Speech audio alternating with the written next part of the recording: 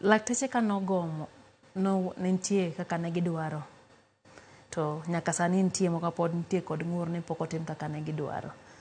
Ere yie ma un go ni kaluwore gi siu mane yudo cha ni kuchungo ng'anyo ma kama to dwachu dhi chopo kare?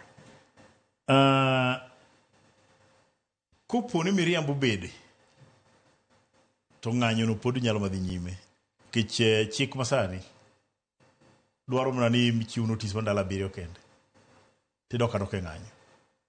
Koro daktere ka kopo ni gima no ochik gi pok odonjo te ka onge winjruok malong'o to pod ginyalo madok e gomo, chik oyienegi. Ndalo 7 kende bidwaro tigo magomo, ok en kata dwe, ndalo 7. To nyaka bedi nitiere jok moko mosebedo kayudo meto mar osara kaka iwacho ni itimo negi review higa ka higa. Dipo ni nitiere moko mosebedo kayude to kano obuogo ng'anyo, nyiso ni jotije marom nade ma dhi ng'anyo to gi departments magi? Ma waluongo sani gi gin ministries mag sirkal te kopogore gi TSC staff. Ministries mag sirkal gi te nigi civil servants and staff mag ministries gi te gin our members. Koro gin kane waluongo ng'anyo to wa expect ogi ministry bi yaw chieng'o iloro gi te. Nyaka karango? Nyaka chulo. To king'iyo kit sirkal masani jatelo, waseneno ka kata mana jok upet ni nitie jok mane go mbaka paro ma wuok mopogore opogore, oganda moko wacho ni dibedo matek mondo mi chop dwach duto kaka gidware. Ere kama un bende udok e chien muwach ni kato kuonya gik kama kama mondo awe sirkal bo gik kama kama mondo waket winjruok? Mwadwaro sani ni to onge kar gik ka kata dhi ka. En gima nwase gik kanyo already. Emomiyo winjruok nobedo signed. Koro gima ni e document ma nwa sign cha eto nyaka miwaga miya. Onge rieko nikech ok en kata ok abi wacho ni en msigo matek ne sirkal. Kech mokwongo nyo gisechulo. Kelo mana mar ariyo ni to watiye ji dhi nyime. En pesa matin. Aro kaki wacho ni en pesa matin, tadieri samoro tin kaki wache no.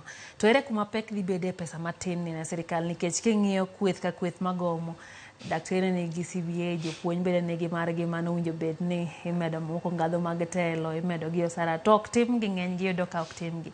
Ipani sirkal nigi yom kanye? Kapok isign CBA, nyaka ukwongo bed gi justification ni pesa nitie.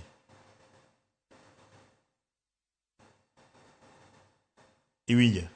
Nyaka ukwongo bed go. Ma onge jo mose sign CBA kata di ma onge justification. Kata marwa ni dinyo chula ka SRC dinyewe biro gi barua ma illegal ko wuondo go sirkal mondo defer payment.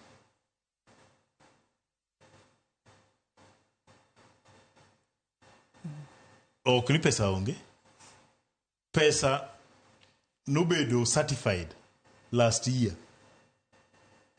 Mowachi ni pesa ma wan go kata ken billion abich, wanyala afford 2.5 higani, next year wanyala afford 2.5. Onge any reason momiyo ma koro ne bedo maonge. Nikech ne en gima nobedo focus from last year. Ne ok odhi state of war mo wacho ni economy o collapse. Nye onge Kenya ka. Kuro reason momiyo ok nyal chul ji pesa sani. Donwa no kan tie kinde mane siling obedo mayom. Yom mar siling ok omone chako bedo motegno. Kuro mago excuses. Kisani siling otegno. Kuro ang'o madong' mon gi chulo ji sani wa. Ikopo ni yom no was the excuse.